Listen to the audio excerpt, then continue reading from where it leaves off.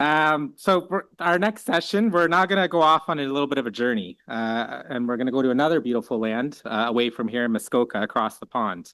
And so comparing jurisdictions is something that's going to provide some valuable perspective, helping to identify innovative practices, avoid common pitfalls, and benchmark performance. We're fortunate to have Mathieu with us today to provide a comparative look at local governance from both sides of the Atlantic. He's going to provide a brief overview of how municipalities in each region approach planning, citizen engagement, and decision-making. Myself personally, I'm interested to see what Ontario can learn from the French model. Perhaps our next session, we can have a little bit of a site tour ourselves. So I'm going to introduce Mathieu to the stage. Come on up, Mathieu.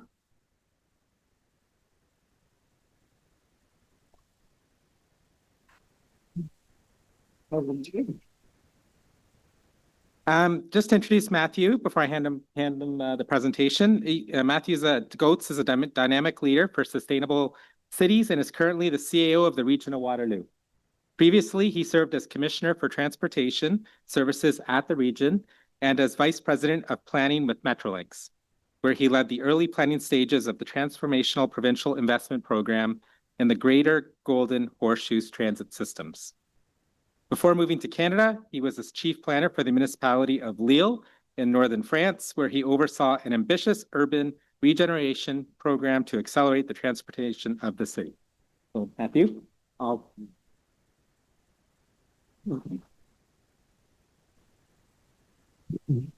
Thank you very much for the kind introduction. This is a really and thanks for the opportunity of allowing me to share some thoughts and insights on my little professional journey from France to Canada and while staying in the municipal government. So I'll try to share and I'll, we can all at the end we can always bicker about municipal governance. Municipal governance is never perfect. I don't think any government anywhere in the world has found like the silver bullet or we would know it. But I think I'll focus a little bit more on what we can actually be grateful for, because I think moving from one country to another, you feel like, yeah, I should have been in the other country. I should have been more grateful about this because that actually works well and not as well here, and vice versa. Here, I think there's lots of stuff that we kind of take for granted, and we should be a bit more grateful about. So just to set the stage, so I had worked for about 10 years in Lille, France, and now I'm with Waterloo region. These two maps, I actually tried to put them to scale, so it shows you on about the same. It's a kind of similar general configuration. Lille is a city in northern France, so it's about 650 square kilometers, and it has 1.2 million residents. It has four main cities that structure it and structure its history. Whereas Waterloo region is it's about double the size in the surface and a little bit less than half the population, but still 700,000 residents and growing. And they both have these cities that are surrounded by a lot of quality agricultural land as well as industrial land that has been used throughout several centuries for Lille and several decades for Waterloo. So where it starts changing is, and this is where you can start thinking about, okay, what can you be grateful for? Lille, so the Metropolitan Authority had 95 municipalities. Okay, 95 municipalities. That means, so every mayor was on the Metropolitan Council, and you had 188 Metropolitan councillors. Okay, and then the city of Lille alone, so it's about 240,000 people, you had 61 municipal councillors. Compare that to Waterloo, much more comparable to the municipal governance that 16 regional councillors, 11, and in the main city of Kitchener. So that kind of shows already. I mean, and that's going to have a big impact on the governance model itself, and actually not completely unrelated to the strong mayor conversation that we had this morning. Just to show you a bit of a difference of council chambers, two little online pictures at the top. At the top, this is a Metropolitan Council meeting. All the people there are councillors. So it's an assembly probably about the size of twice this room with only municipal councillors. And staff, so you have a couple of executive staff all the way at the back. They don't talk. Metropolitan Council is all a debate amongst politicians. And yeah, then staff is kind of behind and maybe in the earpieces of their favorite politicians to help them respond or ask her a question. And at the bottom, again, the configuration that you're going to be more familiar with a traditional horseshoe and our counselors on the outside ring and staff, so not on this picture, but staff, the leadership team in the inside. So you might think, I mean, this morning Sabine was saying, well, you know, the point of municipal government is to be more inclusive. So you could feel, well, yeah, what is more inclusive? Is it having more councillors, like 188, but who can't really function as a group of people? Because when you have 180 people, the difference is this is a purely political organization. So the dynamics are completely different, and the model is much closer to the parliamentary model that Sabine was referring to this morning. So I would say there's the way it's organized, it's not individual councillors. They end up belonging to, I would say, coalitions of somewhat loosely aligned again, not partisan, but you know, they have the same colors as the national parties, so they're kind of, you know, they call themselves differently, but they're actually local representations of the national parties. And so councillors are actually assembled in caucuses that are affiliated to these groups. So you have a bit of loose coalitions in there because there's always some local differences, but basically you have a majority versus opposition model. This is why you don't need staff in the background, because the votes are basically, once you have your coalition, there's no uncertainty on any council vote. The majority is there, they vote, and there's, you know, in each caucus, you have little whips who are there to remind them that, you know, if they don't want to vote with the rest of their group, you know, they're allowed to resign. So that's the model that's there, but it's you know, and it's quite similar actually, even at the local level. So that's where there's a bit of a paradox, because I think you know, there can be that question of strong mayors or strong powers, the tension between effectiveness and inclusiveness. Actually might play out differently in two-tier government, where you have a local government that's more about the things that need to be close by and very close to neighborhood sentiment, and then more the systems that are usually governed at a more metropolitan area. So now maybe focusing on some similarities. So surprisingly, two-tier is a pretty standard mechanism in Europe to combine that local action focused on being more inclusive and closer to residents and metropolitan level effectiveness. I think there's been, I'd say for the last 30 years in France, a lot of work on trying to strengthen metropolitan economies, because they work, you know, people live, work, and play at the metropolitan scale, not at the lower municipal scale, especially when you have 93 municipalities that are so fragmented. So that doesn't work. So the two-tier model has really been put in place. So there's variations. So you have, that's kind of a bit of an oversimplified approach to it. But basically you have the upper tier in charge of large infrastructure projects, transportation, waste management, water, housing, economic development, planning, and the lower tier in charge of more local services, childcare, community services. It can change, because there we can see, you know, when some issues become, and for example, we're all facing the growth of homelessness, and Karen reminded us of that. This, you know, that could have been a local community issue before. Now it's becoming a much higher level issue that we have to deal at a different scale. So there's variations in there, but there's kind of that division of responsibilities between upper tier and lower tier that's actually quite standard. Other similarities, revenues, we have the same in both countries, same high dependence on a very limited number of resources. So mostly property taxes and user rates, and a huge proportion of contributions from upper levels of government who actually don't care. We know from multiple polls that contributions from, especially if they're kind of flat or stable, contributions from upper levels of government to lower levels of government are really misunderstood by the public, and the public doesn't care at all. So it has like zero political benefit to actually providing these contributions from upper to lower levels of government.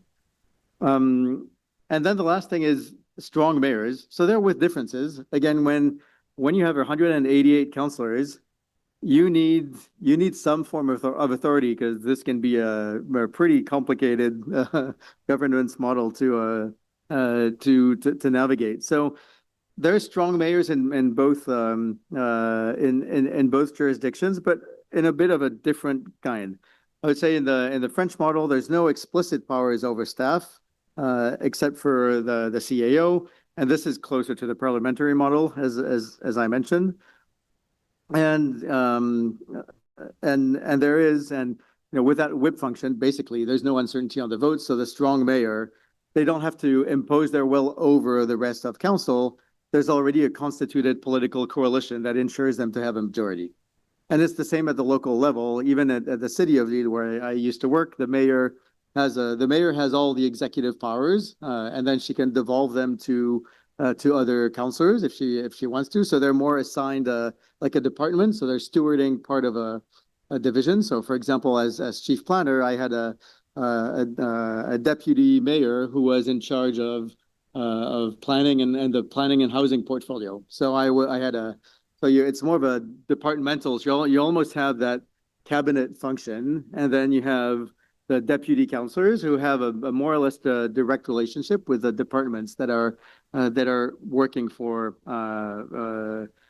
the city. So that's kind of, and the strong mayor just ensures that in the end, the mayor actually has the say on everything. And she built the way the vote is, the election is all at large. So that's also why this can work, is nobody's representing a specific ward. It's all on a list. It's all based on a list. And which is basically crafted by the mayor, who's the strongest symbolic and political figure on council. So that's a little bit on the similarities. Now, thinking about and moving to that question of what should we be grateful for. So I think moving to Ontario and looking at the much more human-sized council, that's something I think we can. I find a lot of gratitude for, because it does help to have more community-focused politics. Politics at the municipal level in France, again, it's based on a political coalition. It's politics. It's the hard relationship of leveraging power and getting things through. And the politicians do lose a bit of that relationship with community that I find much stronger in Ontario municipalities. So that's something that really matters, and that changes significantly. A second one is high growth. So that's also moving from Europe has the average growth rate is much lower than Canada. I think the average growth rate in Lille and both at the city, it was slightly higher at the city and slightly lower at the metropolitan area, but it was about 0.2% the demographic growth per year, 0.2%. Here it was Waterloo region was around 3 or 4, so it dropped last year with the restriction on international students, but it's about an order of magnitude higher than what you see in most European cities and metropolitan areas. Now that changes everything, because when you're in a city that's 0.2% and your inflation is 3 or 4, actually, if you don't want to raise taxes, you have to cut services. There's no other way of doing it. It's an aging population. Revenue is kind of decreasing, so if you don't pay attention, you're quickly in really a downward spiral of demographics, revenue, and cutting services and continuing there. So the gratitude towards, so we, as municipal CAOs, we all endure kind of the pains of growth. It's hard. Growth is really hard to manage. It stresses our systems hugely, but it also has huge benefits. And if we didn't have it, it would be much harder. And beyond that, I would say I've been a bit, and they're maybe a little bit polemical, but I'm interested in kind of challenging a bit the idea that growth should pay for growth. We know this is a mantra here, and this is why we justify development charges, and this is a big thing. Actually, I'm not sure, because when you don't have that growth, what happens in a country like France is you can't pay for, so the macroeconomic impacts are the government, the national government, the federal government doesn't afford, has is struggling to pay for pensions, and is struggling significantly to pay for healthcare of an aging population. So without growth, these two major accounts on the provincial and federal books in Canada would be way more in the red than they are today, because we're benefiting from that growth. So there is, I do find that, I kind of thinking this through, I find there may be some justification for the feds and the province to pay for that growth, because it actually offsets a number of other key accounts that in a low growth scenario, they would be really struggling to balance. Now, other things to be grateful for in retrospect, that's me moving to Canada and going and looking back at my experience in France, where, like every municipal leader, I was kind of complaining about the complexities and some of the challenges that I was meeting day to day. The first thing is because you have, and it was hinted at also by Sabine, because the model of governance is closer to a parliamentary one, the conversation is mostly at the strategy and policy level. So the real influence of councils is to define a policy and a strategy, and they do not review individual development applications. There is zero consultation on individual development applications. You have extensive consultation on the official plans, and after that, that's it. And so there's no individual decision making by councillors either on development applications. So the whole consultation piece is really at that strategic and policy level, and that's really something that's useful, because you don't have the kind of behavior tension within a council where someone says, yeah, I like this policy, but not here or not now. And that does not exist. And it's partly related to the governance. So there's there might be, tying this in with strong mayors, maybe there's a bit of a silver lining, or there's something to build around this to try to say, if stronger mayors enables more policy-based decision-making, maybe that's something that we can help to build, to make sure it's not just strong mayors from a staff and council relationship, but actually moving things in a decision that makes it easier to tackle the major issues of our municipalities. The other one is, and that's something that it really surprised me moving to Canada after being chief planner in France. Planning decisions that are they're usually challenged in court. So it's a different rule of law in Europe, especially in France, where the legislative model was built. You have a whole segment of administrative law that was basically built to kind of give the state and municipalities the authority to do pretty much what they want, and it's really hard to challenge them. So decisions that are challenged in court are upheld in 98% of the cases. If a developer went to challenge something, they would lose, and that's being graceful, because I think in my 10 years in Lille, we didn't lose a single appeal in front of developers who were appealing on for their development applications. So that also means, so the good thing of that is that as a planner, well, first you have to make sure that your planning documents give clarity and certainty to developers, and that was a big part of the work that was being undertaken then. And then I would say the challenge then for politicians is that they own all of these planning decisions. They can't offload it to the OLT, because that was something that really kind of baffled me moving to Canada. Is this creates this whole dynamic of saying, yeah, I'm in favor of that policy, I'll vote against it, but I don't care, because in any case the OLT will overrule me and I'm going to lose. And so there's a bit of a so that certainty that you can provide through planning was very strong, but it also means that politicians need to own it. So that means they have to be able to go to their neighborhood and say, yep, that's the decision, and I'm not going to hide behind it or hide behind another jurisdiction or hide behind a potential appeal to be able to say no, actually, yes, I. So you can't lie about that, and you can't muddle your way through that. So that's also something that I think was really strong in the planning framework and helped us with a lot of the I would say collaboration also with the development industry. So these are a few ideas, and I'll keep it there. I wanted to keep a few minutes for questions as well. So I'll wrap this now and open for any questions. I think we have 10 minutes or so. Thanks. Yeah. So the election is run at large. So I wasn't reporting to a deputy commissioner. It's a bit of a strange relationship because you're as the leadership team still reported to the CAO formally, but you had I would say a privileged relationship with a counselor who had the delegation authority to sign a certain number of documents in that portfolio. So it's a bit of a dotted line relationship through the CAO and through the mayor. But they would run the councillors would typically not run on a specific for a specific role, although each party or each group, when you establish your list, you try to create a bit of a mix of competencies or areas where the politician has a reputation in that area, so that you can say, yeah, there's a few, there's the right mix. So we have some politicians who are known to have a discourse on a specific field that are on my list, so you can vote for me as mayor. So it's not a direct assignment, but there is a bit of an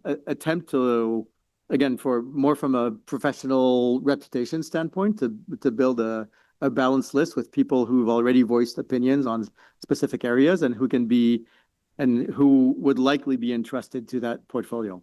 But then the decisions on the delegations are really purely political. So this is where the strong mayor role comes in, is if someone doesn't vote, if the mayor's in place and someone doesn't vote with a majority group, they're part of the majority group, but they don't vote for the mayor can say, okay, you're losing your delegation tomorrow. That's it. And she can reassign it to someone else. So that's kind of how that's how it operates.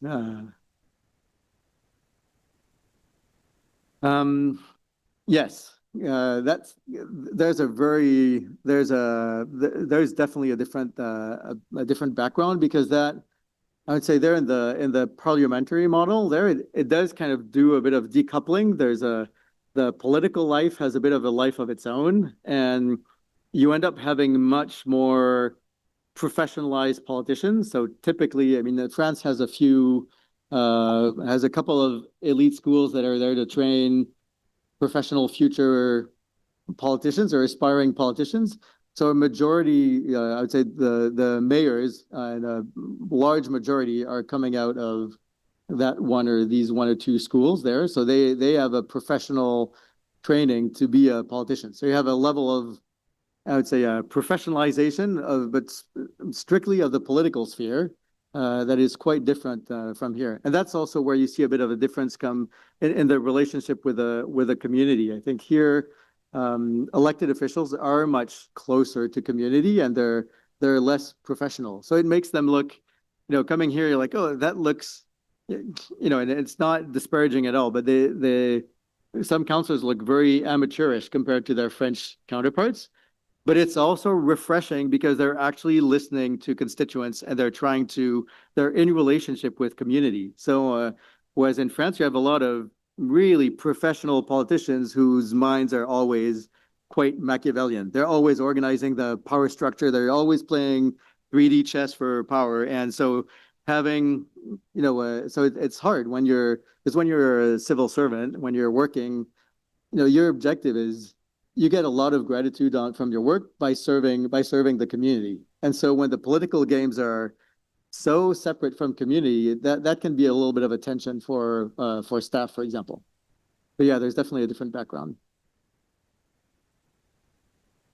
So it's 5 years. Yeah, 5 years there.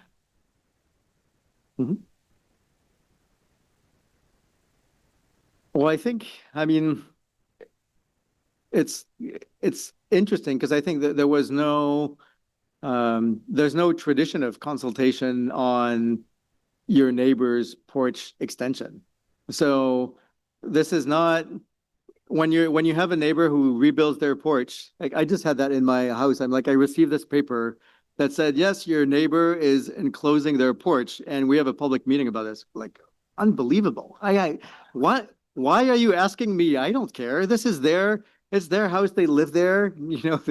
Why are you really asking me this? So that you don't have that tradition at all. So I don't think anybody misses it. Nobody misses it. And you still have the important conversations at the strategic level on what kind of city are you trying to build? What kind of density are you looking for? But instead, I studied a bit of political philosophy. You do it a little bit under the veil of ignorance. So you do it in, a bit more abstracted from your immediate interests. So for example, if you're talking about allowing fourplexes or whatever, you'll say, yeah, in general, it's a good idea. I want my kids to be able to afford a place to live in my city. So I would like to encourage that. And I do it even if when my neighbor does it, and, maybe it's going to give me a little bit of less privacy on my backyard, but I like it on principle. So actually I would say I don't think the population, if you ask them, do you think this is like a gap in democratic engagement? I don't think people would say that is the case. Oh, you and then.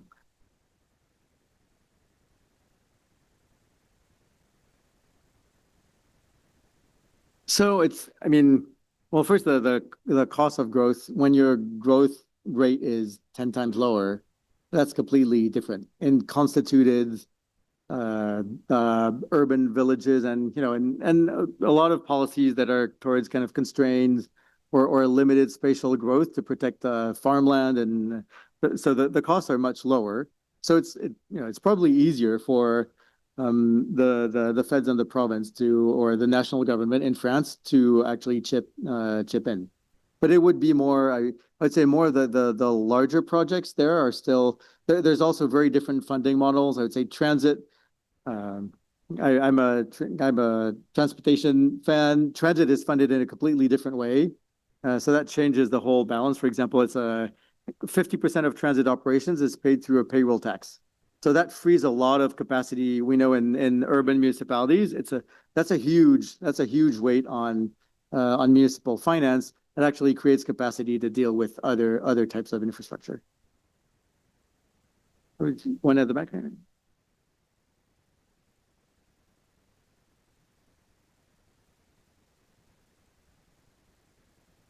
That's a good question. I don't have the data, but when you have 188 counselors, they're on the same basis as here. These are part-time counselors. They're definitely not paid anything close to a market rate, which usually means, that's another weird things about France, which usually means they have multiple roles at different government levels. So that's allowed in France. So that's a bit of their way of being professional politicians, is they're actually both a municipal councillor and they can be on regional council at the same time.